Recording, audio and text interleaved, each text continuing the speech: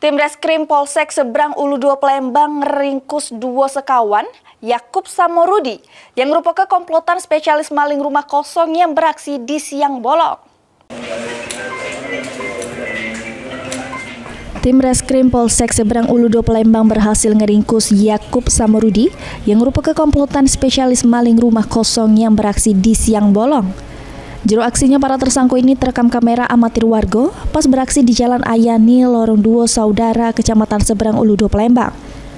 Kanit Reskrim Polsek Seberang Ulu 2 Palembang, Ibtu Dedi, mengungkapkan juru aksinya kedua tersangka berhasil gasak 2 lusin piring makan, 3 kilo cangkir plastik, pakaian, sama trali besi jendela. Selanjutnya barang hasil palingan dijajah ke para tersangka di Pasar Cindi, Palembang, serego Rp310.000.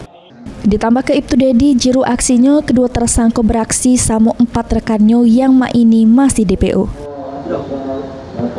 Dua pelaku ini kami amankan adalah pelaku rumah kosong yang sempat viral kemarin di media massa.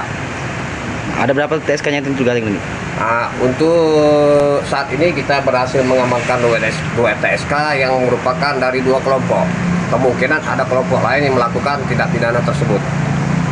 Ada berapa orang jumlah semuanya keseluruhannya nih? Sementara yang bisa kita kumpulkan informasi dari kedua pelaku ini ada 4 orang. Heri Wahyudi, PAL TV.